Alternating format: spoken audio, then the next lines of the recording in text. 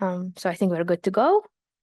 Hello, everyone again. Thank you for joining our webinar on the importance of flow in organ-on-a-chip models. We're here joined by Dr. Elise Delannoy from Center for Infection and Immunity of Lille, Institute Pasteur, who will discuss with us the gut-on-chip model.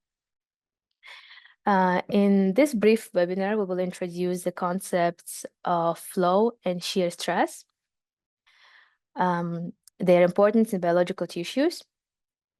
We will delve into the theoretical functions, foundations of shear stress, and the key parameters to consider when estimating it in microfluidics.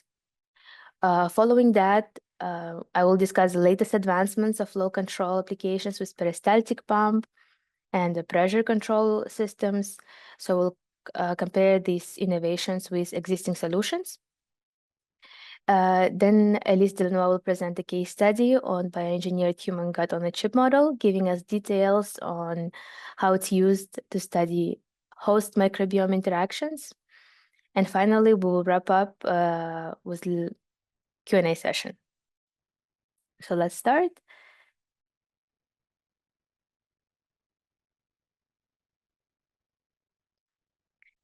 So in vitro models development, we often forget that how recent the organ-on-a-chip development really is.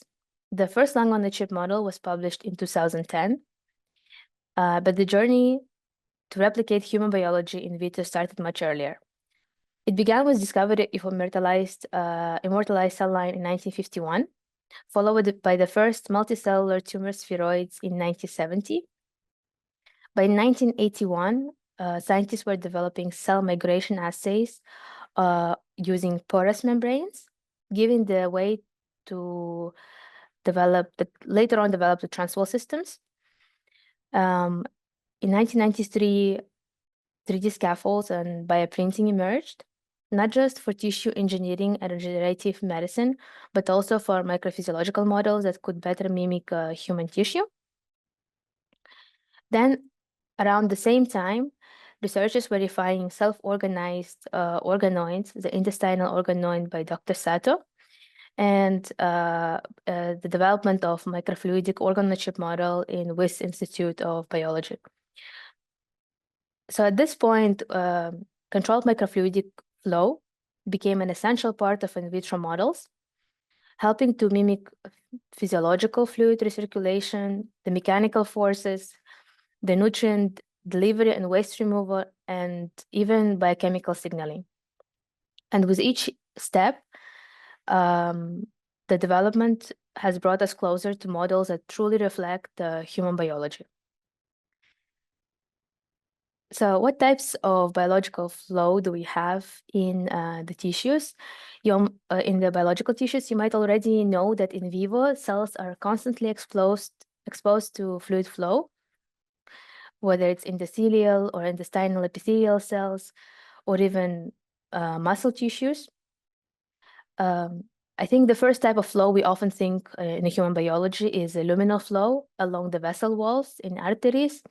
This flow is typically periodic and pulsative, generating high shear stress due to high velocities. But flow isn't always smooth. It also can be turbulent and irregular, creating eddies and vortices.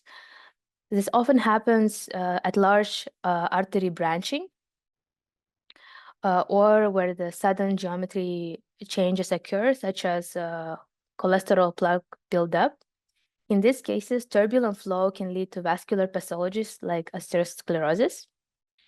And beyond the blood vessels, most mammalian tissues experience a fluid movement through the extracellular matrix. This plays a crucial role in transporting the waste and removal, and this is the interstitial flow. When we talk about the flow, we talk about the flow rate and the shear stress. Flow rate and shear stress come hand in hand. When the flow rate is defined as a fluid moving through a cross-section of a microfluidic channel per unit of time, the shear stress is the force per unit area exerted by fluid on the surface caused by the fluid movement. So in microfluidic channel, the velocity profile follows parabolic. shape, the fluid moves fastest at the center and slows down, so it drags near the walls due to friction. However, the shear stress distribution is the opposite, is the highest at the channel walls where the fluid interact with the surface, and lowest at the center. And in rectangular channel, the shear stress will depend on the highest height and the width of the channel, so of the geometry of the channel, and on the dynamic viscosity of the fluid, and definitely depend on the flow rate. So as mentioned before, endothelial cells are uniquely adapted to withstand high shear stress in our bodies. And these vascular endothelial cells play a crucial role in regulating blood vessel functions and circulatory system homeostasis. This behavior is heavily influenced by hemodynamic forces, including the shear stress from blood flow and pulsative strain. And these cells are able to detect the mechanical forces. So they react to shear stress by changing the skeletal remodeling, cell morphology changes, and gene expression. On the image on the right, you can see the example of response of bovine aortic endothelial cells at 10 dyne per centimeter square. And understanding and we can see that with the flow, the cells are actually aligning to the direction of the flow after 24 hours. And understanding and replicating these forces in vitro are relevant for developing realistic organ-on-chip models and advancing the vascular research. So how do we estimate the shear stress? It can be a key factor when designing experiments on organ-on-chip models. Several parameters should be taken into account, such as channel geometry, fluid viscosity, and the flow rate. So one important consideration is the channel size. As the channel diameter decreases, for example, in a circular channel, the shear stress is increasing. This is especially critical at micrometer scale, where you must account for whether you're working with a monolayer of cells or a larger tissue embedded in the hydrogel. And the presence of these cells can actually decrease the lumen size, so it can affect directly the geometry of your chip, therefore affect the shear stress. Another factor to consider is the fluid viscosity, which isn't constant. Dynamic viscosity changes depending on the serum concentration, as you can see on this table. And with the higher FBS concentration, we have the higher dynamic viscosity of the fluid, therefore it will have a higher shear stress. To approximate the shear stress in a straight channel, for example, you can use online calculators, including one available at our website. These tools can help to estimate the shear stress, but also it can help you to account for tubing resistance and to estimate the flow rate and pressure you need for your microfluidic chip. So design consideration. One of the biggest experimental design consideration lies in the choice of your chip. Labs that design, fabricate, and test their own microfluidic chips use numerical computer simulations of flow and shear stress distribution at the design stage. But this can require the clean room or fabrication facilities. And these simulations actually help carefully assess the dynamics of the flow within the channel and simulate carefully the shear stress distribution, making it easier to analyze as well the correlation between cell behavior in the channel and gene expression changes with the flow. For those who are looking for a simpler approach, commercially available models can be a great alternative, such as micro-neat organ-on-chip setup or a simple channel of Bioengineered BFlow standards. This provides an easier model to estimate the shear stress, as well as they have already published literature, provide insight into the experimental outcomes. Whether you're using a custom chip or a commercial chip, you have various ways to evaluate shear stress and account it into your experimental design. So now let's move to flow control technologies and take a closer look at what is available. So historically, the pioneering technologies were syringe pump and peristaltic pump. The syringe pump works by a piston moved by a pump stepper motor, and peristaltic pump works by a roller that periodically compresses the tube. So with a syringe pump, we can do perfusion, but however, no long-term recirculation. It's limited by the size of the syringe. And for peristaltic pump, it has lower flow stability, but it allows a long-term recirculation. We also have on the market available rocker systems that often used in organ-on-chip applications. They're basically driven by gravity, so there is no flow rate control, but it allows a general bulk transport of nutrients and some kind of shear on the cells. At Fluigent, we use a pressure-based system. It's a controlled pressure applied on a sealed reservoir. So it allows a very gentle, controlled, precise flow rate. And due to its application, it has versatile fluidic protocols. Omi is one of the platforms that we specifically designed for biologists. It integrates the pump inside, reservoirs, and flow sensors. It uses the same technology of pressure-based control and allows perfusion, recirculation, injection, and sampling protocols. So if we want to take a look at the several advantages and disadvantages of each model, so the syringe pump doesn't allow for multiplexing, whereas peristaltic pump and rocking platform allows for multiplexing, but has a very low or no flow rate control. We have Omi, which is not suitable for multiplexing, but it is a compact and versatile platform. It allows you to control the pressure, flow rate, and shear stress.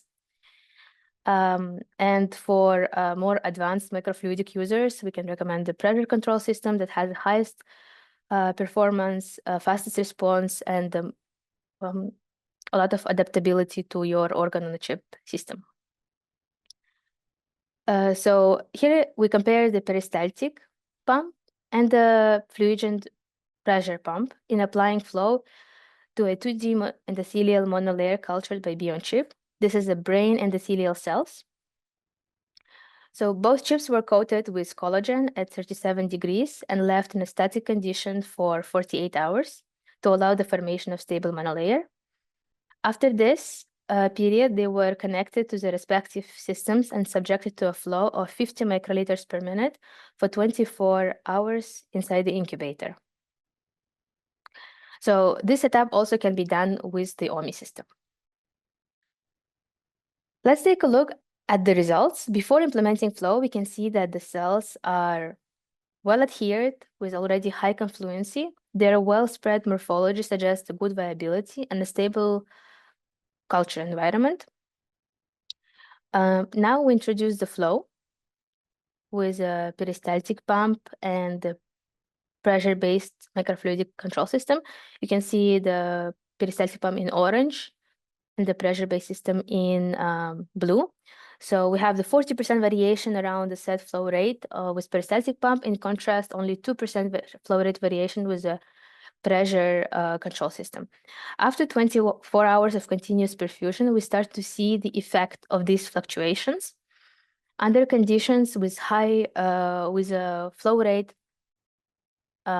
with peristaltic pump, we can see about 30% of cell detachment, and likely due to the variation of the flow and the shear stress, and the remaining cells are rounded, which indicates the clear reduced viability.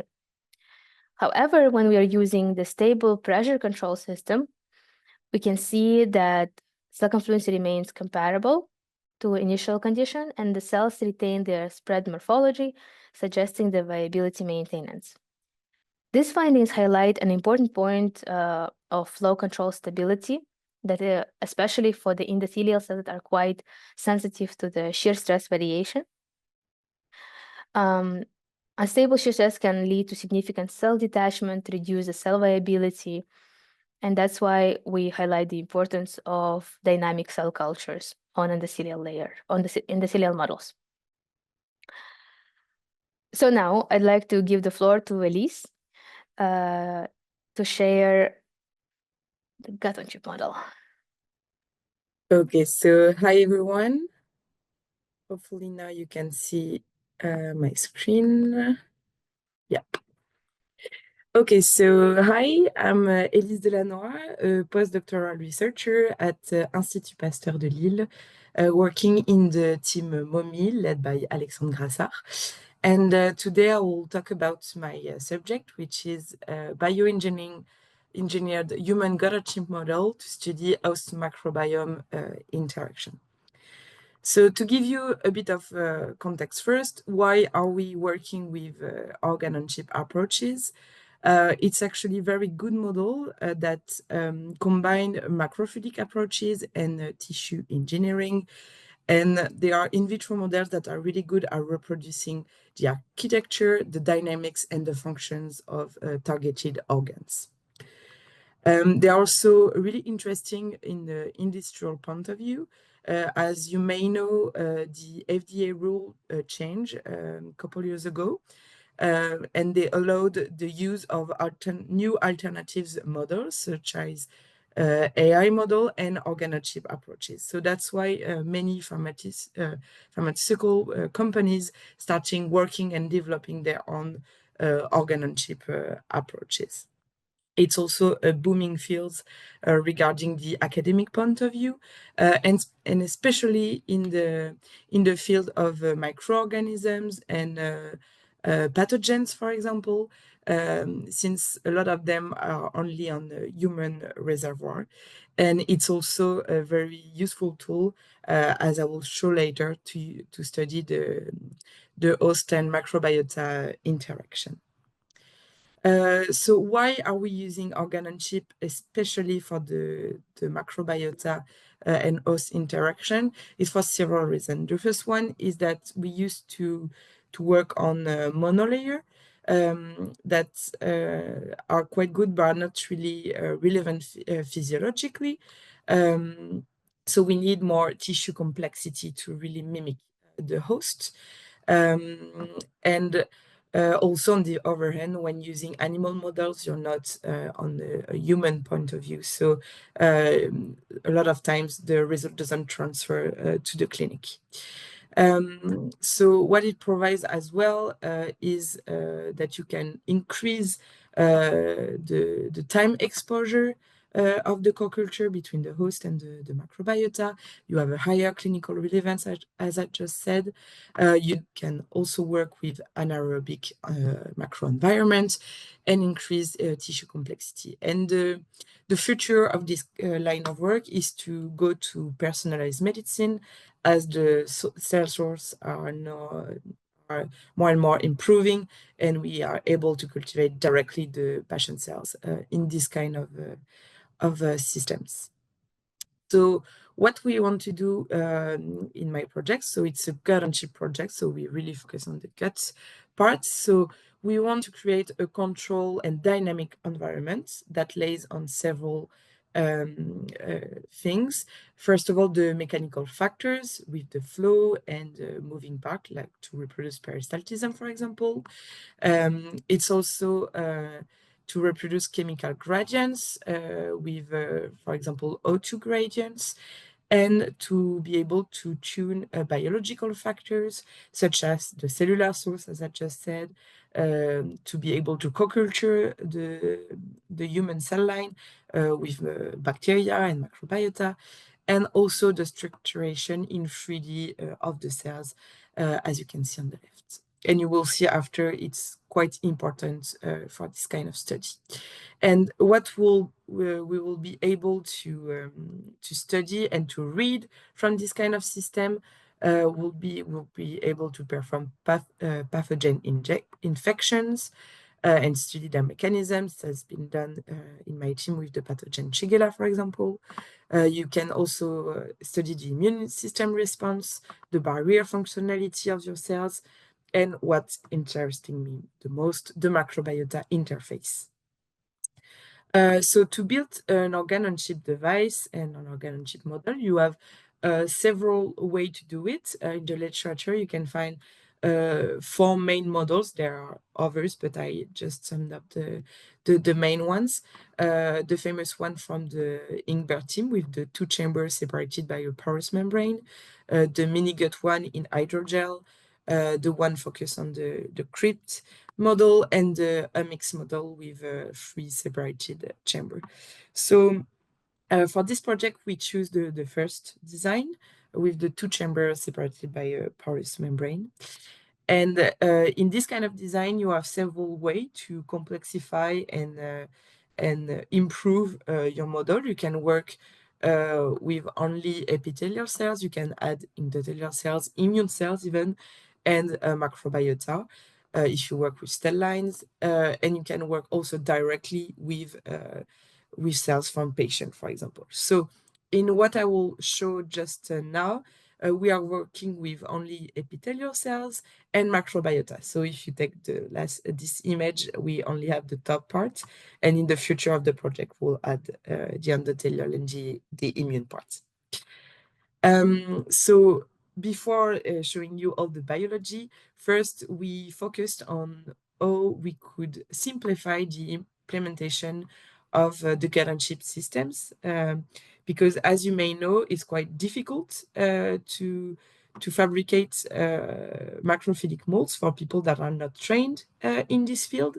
So the conventional and classic way to fabricate such mold is to use a silicium wafer and to put some resin that are photosensible, and then you will modify it with a microfabricating technique inside the cooling room, which is quite expensive facilities and takes time, and you need to be trained. It's quite a long training as well. So what we proposed was to replace this conventional method with 3D printing to create the microfluidic molds, and then to keep the steps as usually with PDMS molding.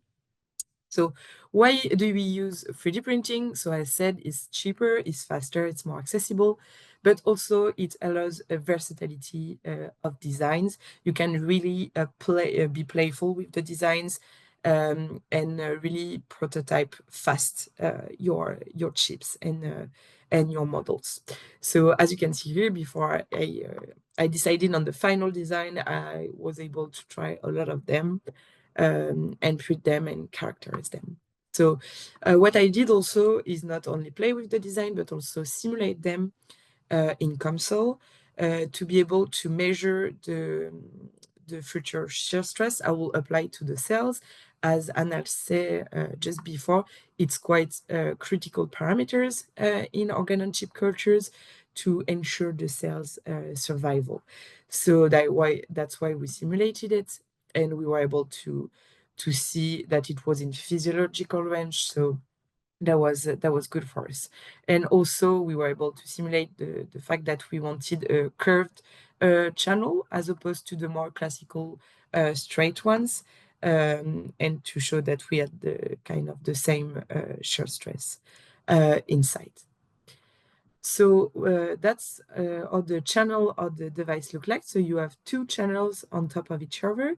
They are 200 micrometers high for the bottom one and 750 microns high for the top channel, so the epithelial channel. That's one of the main advantages of 3D printing to build the molds, is that you can really create big structures, and we even integrated the pillars, so we didn't need to punch the PDMS afterwards to create inlets and outlets. So and then so we printed the molds and post-treated them according to the manufacturers of the resin, and at the end we selenized the surface so to improve PDMS detachment and demolding. So So this is how the molds look like when they are printed. So you can see it's a clear resin. We characterize them by surface imaging and also by AFM to measure the roughness of the surface. So as you can see, it's rougher than a wafer, obviously, but it was still flat enough to ensure good transparability for imaging and good adherence between the different PDMS slabs.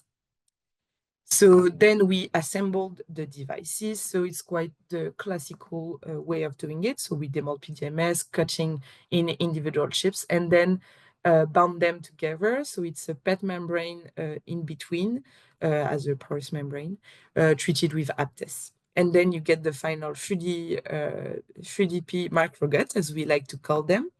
So it looked like this in real life. So you can really see the top and the bottom channel. And here it's a vertical cut of the device with the two chambers again.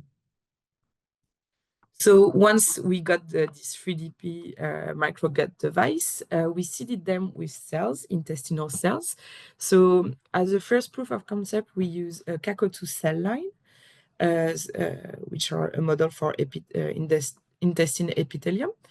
So we seeded them as a monolayer first, and then we put the culture on the flow, so under basal flow only, and under this mechanical cue, the cells differentiated themselves in a 3D architecture.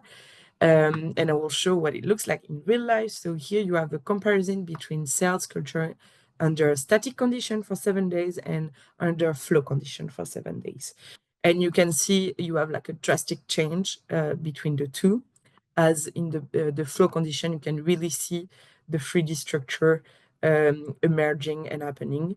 And this structure actually resembles the crypts and villi you will find in vivo. So we call them crypt and villi-like structures.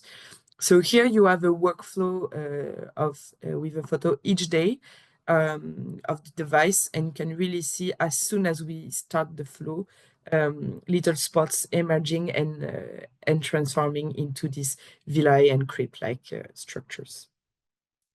Then we move to some characterization of the system with immunofluorescence. So here again, you have the comparison between the static and the flow conditions. So here you have like the whole chip. And here you have some cross sections. So it's actually physical cross sections. So we did like histological cuts of the PDMS chips to be able to image what was inside. And here you can really see the drastic change between static condition where you remain with a monolayer and the flow condition where you have like this villi and crypt-like structures. We also characterize a bit more the functionality of the system with some Villen staining to see the polarity of the cells with more Villen on the luminal side. And also some ZON marking to see the integrity of the junctions between the cells. We also did some dextran tests, to see if we had some impermeability of the cells. So it consists in injecting a very concentrating dextran dye on top of the chip, and then retrieve the medium after diffusion and measure the fluorescence. So as you can see, we have less permeability when you have the cells cultivated in the device, and even less permeability when they are under flow. And we also showed that the chamber you put the flow in is quite important. As you can see here, so it's again the static condition with no differentiation. But if you put only the flow on the apical side, so on the epithelium side, compared to the basal side, you won't get really the same results. So it's actually the flow in the basal side that are quite important. And this has been also studied and showed in the literature in 2019. And they put in evidence that it was an antagonist from the Wnt protein that was washed out from the basal flow that provided the good conditions for this 3D structuration. And they also showed that if you stop the flow on the basal side and keep it on the apical side, you will lose the differentiation. So that highlights once again why flow is really important in this kind of model. So to show you a bit more in detail what it looks like in the lab, to put this kind of systems under flow. So this is what it looks like. So we first use the FlowEasy system, so with a compressor and homemade microfluidic platform that we 3D printed as well. So to my eye, it's quite clean and quite organized, but for a non-trained eye, it can look quite messy, I guess. So Fluigent proposed for us to test the Omi system with our device, and it's at least we can say it's a lot cleaner and you can really see what you are doing. So for non-specialist people, Omi is really a good opportunity to get started with organ on chip, and it provided a very steady and sturdy system for the culture. So we also characterize what we got with the Omi system. So it's the same experiment as before, but this time with Omi. As you can see, we still observe this drastic change when having the flow on the basal side.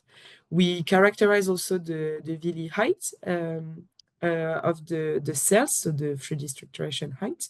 And we had slightly better results with Omi since it provides really a steady flow. Everything is controlled inside, and we have less medium change to do, so less perturbation to the system.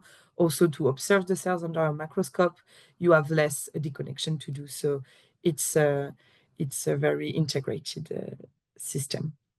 And now that I showed you that we were able to reproduce the 3D architecture of the cells in vivo-like, we wanted to move and to see if we could achieve a co-culture with commensal bacteria to model the microbiota and host interactions. So how we did that? So we used the same biomimetic microfluidic chips with the same Caco2 cell line inside, differentiated in 3D. And then we added so a model of human bacterial microbiota, which are Lactobacillus plantarum strain. So how does it look like? So in gray, you can see the Caco2 cell line. So it's the actin that it's saying. And in red, you have the Lactiplanti Bacillus plantarum, so the microbiota model. So this strain was obtained thanks to the collaboration with Dr. Catherine Daniel, which she's from the SIL as well. So we collaborate closely on this project. They managed to make this strain fluorescent, so you can follow them in live. So here, this is live. It's live imaging, so it's actually live cells. So we also played with the inoculum to reach like a stability of the system, as you can see. So we decreased it a bit to 20,000 inoculum to reach the stability. And what was quite interesting is that we could see the bacteria really staying inside the crypts-like structure inside the systems. So we kept them in culture for 48 hours, which is quite a long time compared to the static cultures in which we'll probably observe overgrowth, while in these systems you don't. And it's also because we have flow this time on both sides, so still on the basal side, as I explained, to keep the 3D structuration, but also on the apical side to prevent this overgrowth. So you can see that the bacteria actually stayed in the channel. They are quite in the same position. So we did some colocalization of the bacteria. You can see in red the 24 hours bacteria and in green the 48 hours. As you can see, they are quite, a lot of them are quite in the same areas. And you can also see that some of them are missing and are getting a bit washed out.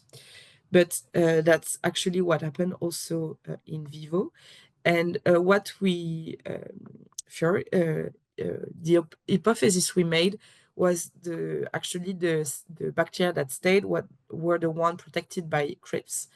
And so we did again some histological cuts to verify that. And actually that's what we saw, is that the bacteria we were able to still see after all this treatment were the ones lodged inside the crypts-like structures. So as I just said before, the team we collaborate with used this kind of fluorescent strain of lactobacillus in mice, so in vivo, and because they wanted to study inflammation. And what they saw in healthy mice, so with no inflammation, is that after 4 days of treatment and then stopping the treatment of giving them the lactobacillus, the population decreased. So that's why what reassured us that the washing of the bacteria was quite normal and comparable to what was observed in vivo. So to conclude a bit on this part and on the co-culture model, you have several ways to improve your model and to complexify it. So you can work either on the host or the microbiota part. If you want to complexify the host part, you can move from perfused to the cell culture. That's what we started from, to 3D. So we are kind of in the middle. You can also move and use organoids in the system from patient, for example, that will resemble more the physiology of the patient, and also the multiplicity of the cell types. And you can even work with immune competent systems and to add like immune cells in it.